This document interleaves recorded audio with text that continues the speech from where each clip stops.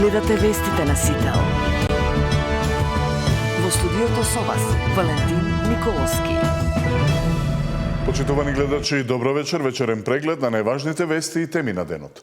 Ново рочиште за трагедијата во дискотеката Пулс, на кое сведочаа сведоци на обвинителството. И денешното рочиште помина во тензична атмосфера. Да прекине судењето за делот обвинетите кои како службени лица одговараат за пожарот во Пулс, предлага нивната одбрана. Барањето на адвокатите следи откако обвинителството за гонење криминал и корупција објави дека се думми на полицајци нема да ги гони за тешки дела против општата сигурност, бидејќи тие немале обврска да проверуваат дали објектот ги исполнува условите за противпожарна заштита и минимално техничките услови за угостителска дејност. Таквата одлука според одбраната е контрадикторна. Велат за ист настан и исти околности, обвинителството донело различни одлуки против службените лица. Ако имате искривично правен настан, во тој предмет имаше, мислам, 27 полицајци беа опфатени со тој предмет. На 13 е превземено, зашто биле должни да го инспекторираат примената на пиротехниката, меѓутоа на другите не е, токму од причини што немале таква должност. И сега луѓето кои што се наоѓаат овдека на обвинителната клупа се луѓе кои што немаат должност да вршат инспекцијски надзор и сепак е контрадикторно ќе се сложите за искривично правен настан со исти правни квалификации за едни луѓе државата да каже видете ова дело не можете да го направите освен ако не го предизвикате лично пожарот, а за овие луѓе кои што се тука да тврди сосема поинаку. Обвинителите кои денеска беа во судницата рекоа дека јавното обвинителство ја нема одлуката со која е запрен прогонот за полицајците, но потенцираат дека таквата одлука ќе ја ценат и повисоките обвинителства. Денеска во судницата сме по одобрен и стапен во сила обвинителен акт. Обвинителството ги нема овие одлуки на обвинителството за гонење криминал и корупција и со тоа нема увид дали се таму наведени оштетени лица и причините за штета. Судењето продолжи со распит на тројца сведоци. Според исказот на шанкерот Дејан Манасиев, во дискотеката имало противпожарни апарати и излез за итни ситуации, но тоа го негираше обвинителството, бидејќи во текот на истрагата Манасиев имал поинаква изјава. Неговото сведочење ги налути и родителите на загинатите. За нив е нејасно како сведокот можел да види дека вратата е блокирана од гости кои го снимале огнот, кога на снимката која ја споделија со медиумите се гледало дека објектот е исполнет со густ чад. Сметаат дека Манасиев сведочел во корист на сопственикот на Пулс каде работел од отварањето на дискотеката. Дејан, 7 твои колеги, другари, ти загинаа. За кого лажиш, ке те молам, за кого? За твојот газа деколи, дека плафонот не бил спуштен. 100 сведоци кажаа дека е спуштен, дека тој плафон со сунгер во кој што имало цианидни примеси се причина нашите деца да бидат отровени како евреите во логорите. Како не ти е срам, Дејан, 3 деца имаш да ти се живи и здрави само да не тргнат по патеката на таткои, дека ти служи на чест. Пу! Извинете, многу сум нервозна. Другите двајца сведоци рекоа дека пожарот настанал по активирање на прскалките и се проширил многу брзо. Во објектот постојано имало и малолетници, а закупените билети никогаш не добивале фискална сметка. Судењето продолжува во четврток. Повикани се 5 сведоци. Зоран Јаневски, Сител телевизија. Safe City системот веќе втор ден е во функција. Камерите на сообраќајниците ги ловат возачите кои возат над дозволеното, поминуваат на црвено, не им е регистрирано возилото или непрописно паркираат. Сликата по улиците е забавена, возилата возат можеби дури и преспоро, велат дел од возачите. Кај некои се јавува револт, бидејќи доцнат, на други пак им одговара побавното возење кој ги штити од казни, но им дава гаранција за безбедност. Во текот на вчерашниот ден од страна на системот Безбеден град констатирани се следните сообраќајни прекршоци. За минување на црвено светло констатирани се 64 прекршоци, од кои на територијата на Скопје 35, Тетово 5, Куманово 24. За возење со брзина поголема од дозволената констатирани се вкупно 582 прекршоци, од кои 445 во Скопје, 36 во Тетово, 31 во Куманово и 70 на коридорите. При тоа изречени се вкупно 101 забрана за управување на моторно возило по основ на двата вида на прекршоци. Еве гледаш како нон-стоп гужва. Барем да направа зелен бран. Ова 20-30 метри пак семафор, че пак се затвара. Повеќе гужва се ствара. Гужви има многу? Многу. И сега многу се плаша по 30. Па возиме 5-6, он е 25-30. И го коча со браќаат. Успоро возат возачите, мислите се пасат? Така и треба се. Тоа го читам одамна го барам. Ама нема народ. Значи, ќе касниме цело време. Јас возам такси. Ќе касниме на повици цело време, ќе ни бегаат патниците и тешко ќе биде. Да, еве сметате дека тоа ќе ви влијае конкретно на работата по лоша? Да. Па не многу, јас стално полека сум возел, така да не многу. Ова со Safe City е добра работа. 9 лица и една фирма кривично ќе одговараат за проневери со ИПАРД фондовите. Обвинителството денеска поднесе обвинение во кое првообвинет е поранешниот пратеник и министер Џевдет Насуфи како управител на фирма која нудела подкуп од 50.000 евра за да добие финансиски средства од ИПАРД програмата, иако не биле исполнети законските услови. За примање подкуп обвинет е поранешниот директор на Агенцијата за финансиска поддршка Илија Стоилев и уште тројца вработени кои земале по 5.000 евра за да стават потписи на апликацијата. Скандалот со ИПАРД фондовите изби во ноември лани, кога тогашниот директор на Агенцијата за финансиска поддршка Илија Стоилев беше фатен при земање подкуп од 400 евра, пошто беше приведен и разрешен од функцијата. Македонија со децении извезувала мозочни ткива од починати граѓани за научни цели, открија преписките од досието на починатиот американски милиардер Џефри Епстајн.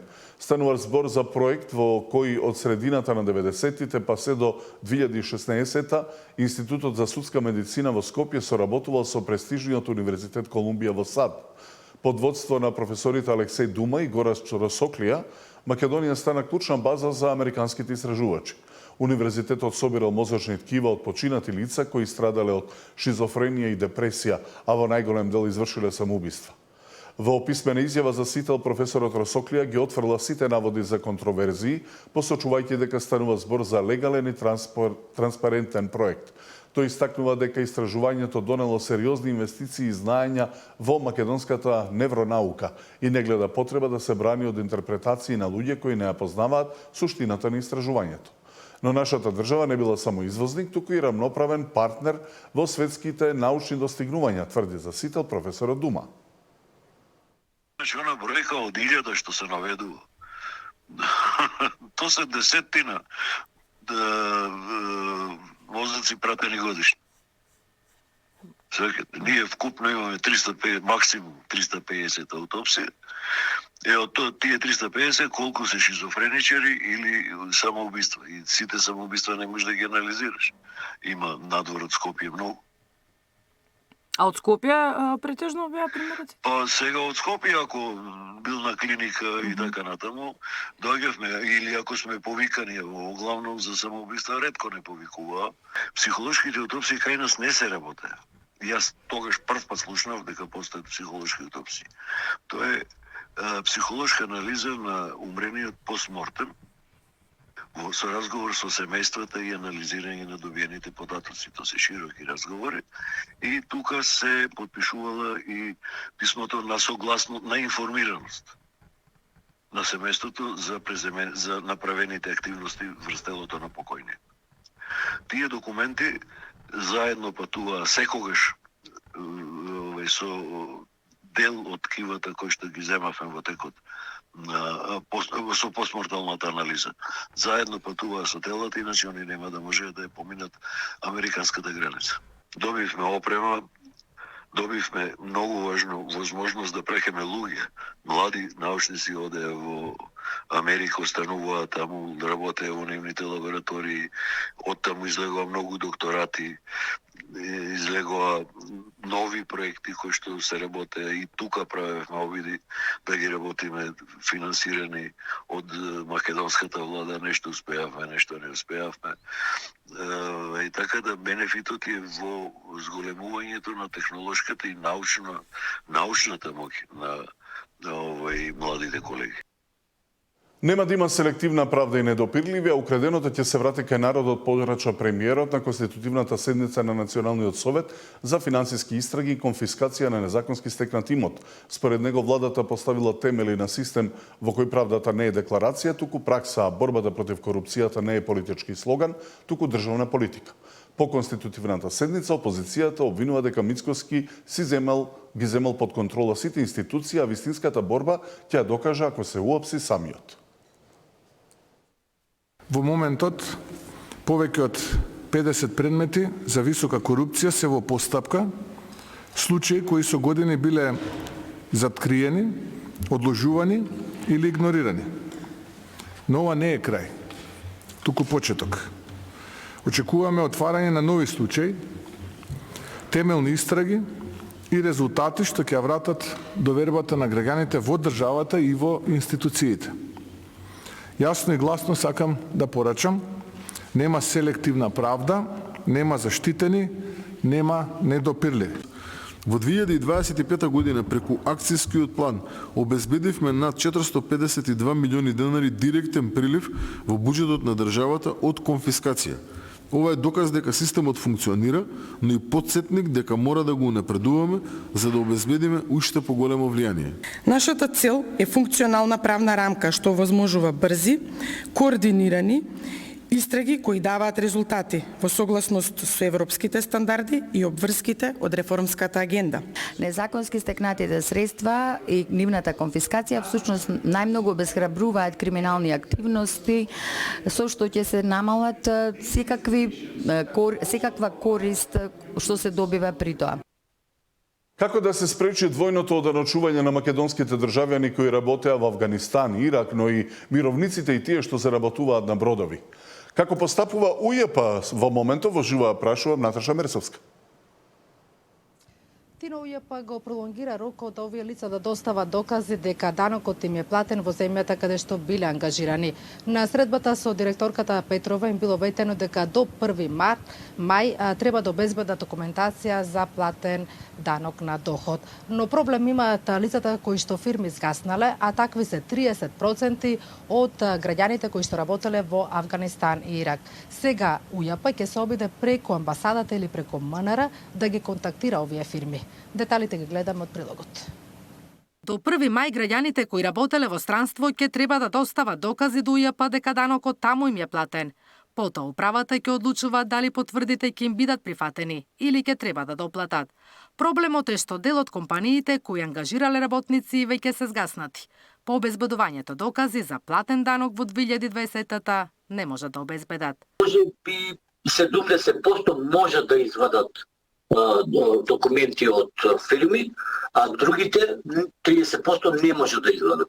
Така да ние баравме од директорката како институција да побараат помош од Министерство за внатрешни работи или не знам од која друга институција, да сами да побараат од тие фирми или да директно да комуницираат со америчката амбасада, бидејќи тие се амерички фирми, се мултибилионерски фирми, да кажем, кои сигурно имале плаќено некаде данок на вас. УЈП ќе им излезе во пресред, вели директорката Петрова. Побарале листи на компании кои ангажирале македонски работници, па тие ќе ги контактираат. Од испратени 1100 решенија за лицата кои работеле во Авганистан и Ирак, до сега докази успеале да обезбедат само 200 лица. Постигнавме заклучок да ни достават и листи од тие граѓани, податоци за компаниите во кои што биле ангажирани, за да повторно им излеземе во пресред и да направиме напори за проверка и на проверки дополнителни за тие граѓани во смисла на тоа дали имаат платен данок во другата држава. Кон крајот на минатата година, УЈП испрати 10.000 даночни решенија за лицата кои работеле во странство во 2020 година.